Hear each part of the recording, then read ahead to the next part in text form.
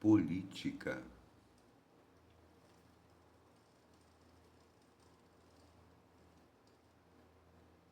E quem governa seja como quem serve. Jesus, Lucas capítulo 22, versículo 26. Política.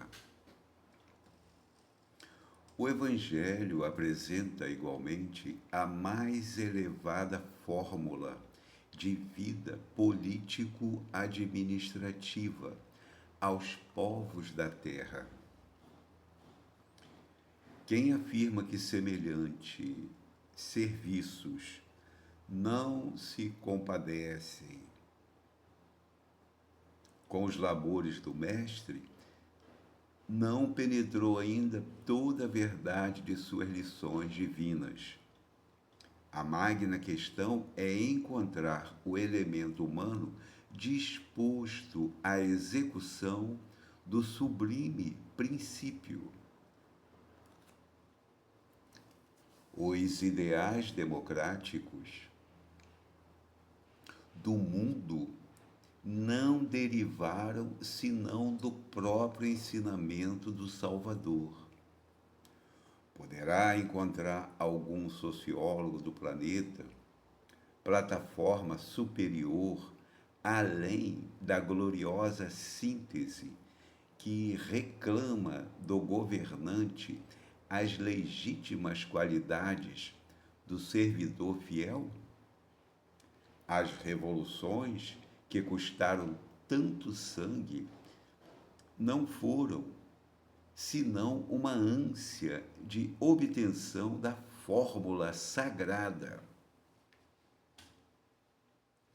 na realidade política das nações.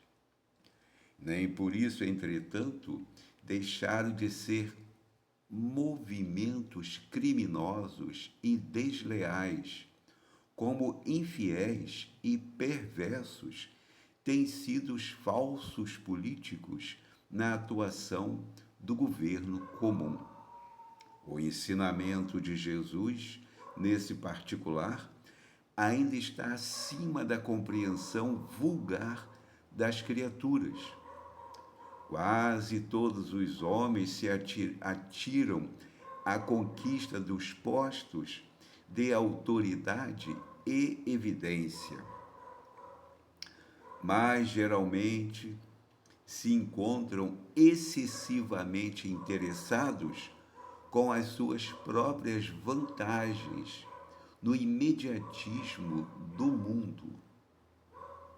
Ignoram que o Cristo aí conta com eles, não como quem governa tirânica ou arbitrariamente, mas como quem serve com alegria, não como quem administra a golpes de força, mas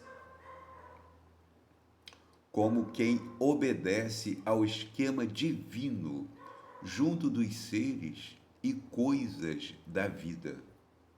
Jesus é o supremo governador da terra e, ao mesmo tempo, o supremo servidor das criaturas humanas.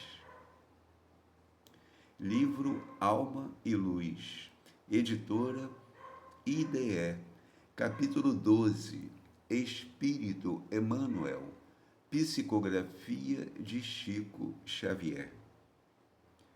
Nós precisamos pensar sobre essa questão da movimentação política.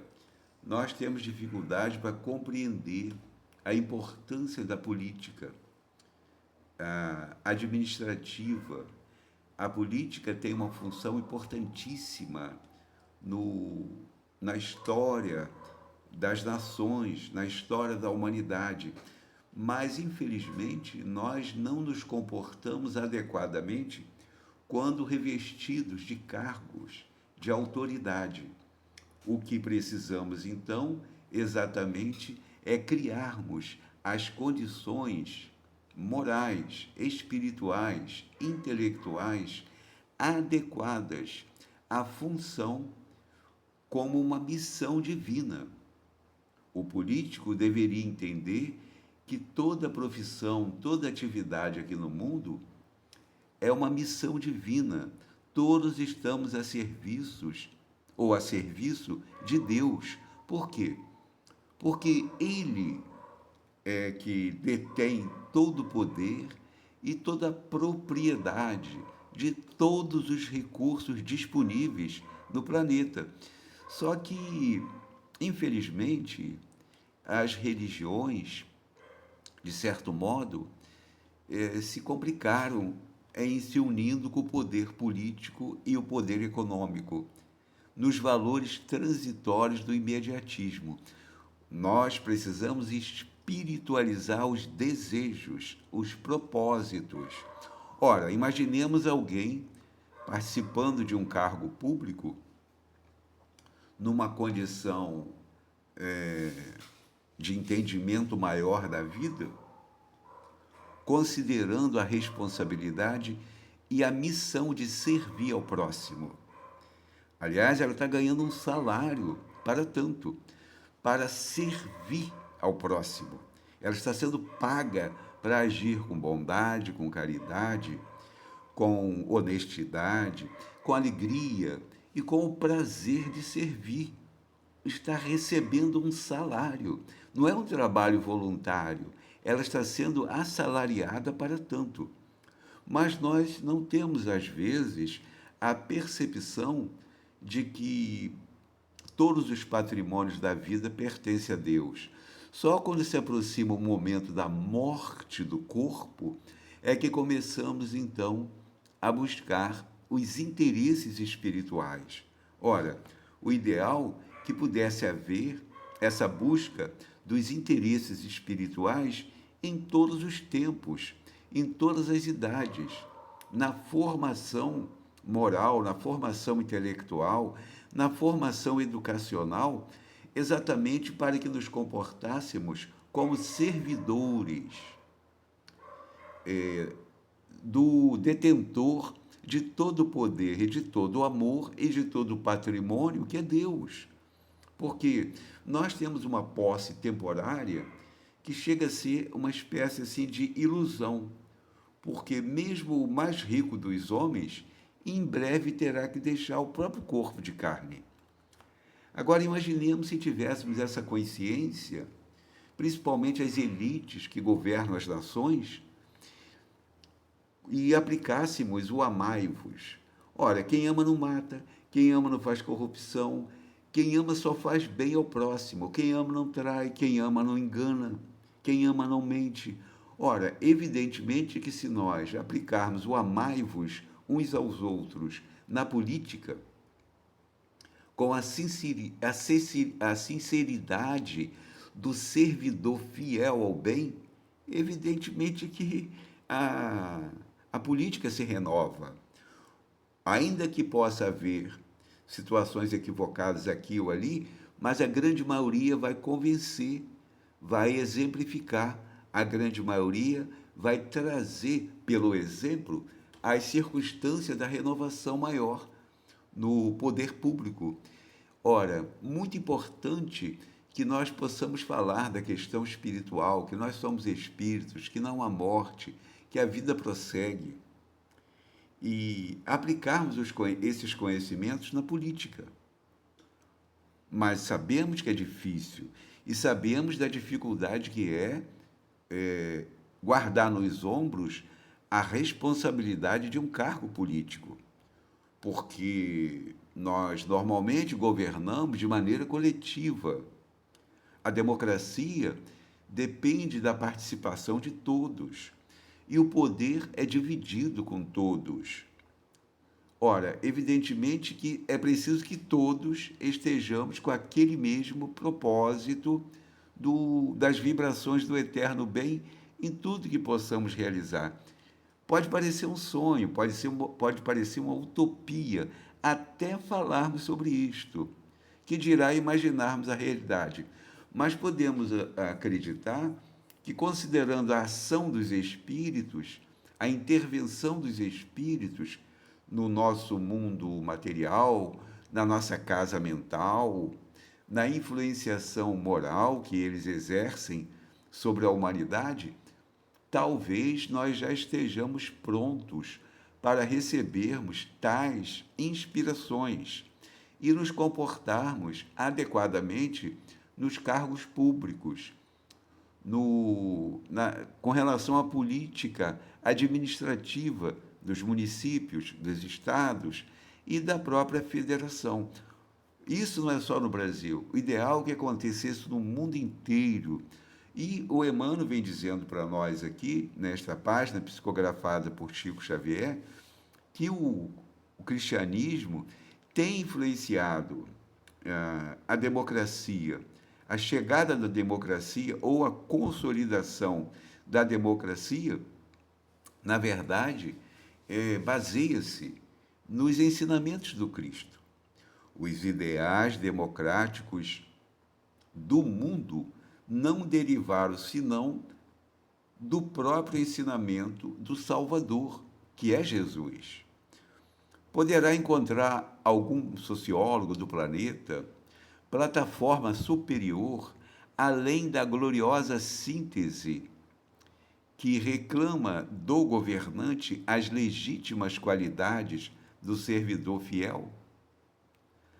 As revoluções que custaram tanto sangue não foram senão uma ânsia de obtenção da fórmula sagrada na realidade política das nações. Nem por isso, entretanto, deixaram de ser movimentos criminosos e desleais, como infiéis e perversos têm sido os falsos políticos na atuação do governo comum. O ensinamento de Jesus, nesse particular, ainda está acima da compreensão vulgar das criaturas. Quase todos os homens se atiram à conquista dos postos de autoridade e evidência, mas geralmente se encontram excessivamente interessados com as suas próprias vantagens do imediatismo do mundo. Ignoram que o Cristo aí conta com eles, não como quem governa tirânica ou arbitrariamente, mas como quem serve com alegria, não como quem administra golpes de força, mas como quem obedece ao esquema divino junto dos seres e coisas da vida. Jesus é o supremo governador da terra e, ao mesmo tempo, o supremo servidor das criaturas humanas. Então, é algo extraordinário essa mensagem do Espírito Emmanuel, chamando a nossa atenção para as questões político-administrativas e a política como uma missão divina. Imaginemos se nós tivéssemos a participação dos políticos, como, por exemplo, foi o doutor Bezerra de Menezes, que foi também um político na era do Império do Brasil, mas aquela pessoa que procurava servir. Não havia ali interesses puramente do poder e do materialismo, do consumismo, de acumular recursos financeiros exagerados. Tanto que ele, como médico e ex-político, desencarna pobre. E, pelo contrário, chegou a dar o próprio anel de formatura a uma paciente que a filha estava tuberculosa e ela não tinha como comprar o remédio. Imagina, você dá o próprio anel de formatura para uma paciente que não tem o dinheiro para comprar o remédio. Que médico é esse? Então, esse foi um político que, na verdade, agia utilizando os recursos do amai-vos. Nós precisamos falar sobre o amai-vos uns aos outros. Nós precisamos exercitar o amai-vos uns aos outros. E podemos até dizer, sem medo de errar, que se não amamos o próximo, também não amamos a Deus. Tem gente por aí que vive dizendo que ama Deus. Ora, mas se a pessoa não ama o próximo, se ela sente cólera, fica raivosa com o próximo e busca recursos vingativos contra o próximo, evidentemente que ela não ama Deus. Porque ninguém consegue amar a Deus se não amar o próximo. E quem não ama o próximo não ama a Deus e também não ama a si próprio. Nós precisamos exercitar o amor ao próximo. É uma questão de aprendizagem de longo prazo, porque nós temos séculos de egoísmo, de séculos de interesse pessoal. Ora, agora como mudar isso? É preciso um esforço grande. Por isso estamos gravando esse vídeo, essa página, porque achamos do interesse geral. Pode servir para um político que venha participar, pode servir de alguém que critica o político, sem também saber as dificuldades que o próprio político experimenta no exercício da própria profissão, que é uma dificuldade imensa de agradar a gregos e troianos, não é brincadeira. A participação, por exemplo, em um partido político. Nós precisamos, nós espíritas ou espíritos cristãos, nós precisamos ter a consciência política, mas a consciência política espiritualizada, no bem geral para tudo e para todos, no bem geral para o povo, no bem geral para a humanidade. Nós precisamos tirar do coração todo o ódio, toda a vingança, todo o separativismo, todo o corporativismo pernicioso que muitas vezes leva à violência. Não, precisamos trabalhar o amai-vos uns aos outros na política também. E precisamos olhar o nosso próximo com respeito. Ora, se perdemos uma eleição, mais adiante poderemos ganhar de novo. E se perdemos, também temos que ajudar aquele que foi eleito e não ficar contra no sentido de como se fôssemos cegos num fanatismo político. Não. Ora, é natural perder uma eleição e ajudar o país, ajudar o município, ajudar o Estado naquilo que for possível, uma vez que o interesse público, o interesse geral do povo deve prevalecer, e não o nosso interesse pessoal, o nosso interesse particular. Sabemos que é muito difícil pensar assim, porque quase sempre o político está envolvido com um partido. E esse partido compõe-se de muitas mentes que pensam diferente. Cada cabeça pensa de um jeito. Ora, mas se nós começarmos a exemplificar a tolerância, a paciência, a caridade, a bondade, o interesse geral, a prevalência do interesse geral, do bem geral, mas não é só numa questão de oratória, tem que ser numa questão prática. Inclusive, ajudando o próprio adversário quando o interesse geral for beneficiado, quando o povo será beneficiado. Imagina, você está na oposição, mas você não vai falar mal de um projeto ou de uma ação do adversário que gera benefício para a nação e gera benefício para o povo, ainda que seja uma intenção política ou administrativa, num sentido até partidário. Mas, ainda assim, se todo mundo começa a pensar no respeito e no amai-vos uns aos outros, nós somos uma nação cristã, cristã espírita, cristã católica, cristã luterana, temos uma variedade enorme de movimentos cristãos dentro do Brasil. Por isso que o Brasil é chamado coração do mundo, pátria do Evangelho. Por quê? Porque aqui fala-se muito do Evangelho. São os espíritas, são os luteranos, são os católicos romanos, todos estamos sempre falando do Evangelho, todos estamos sempre falando de Jesus.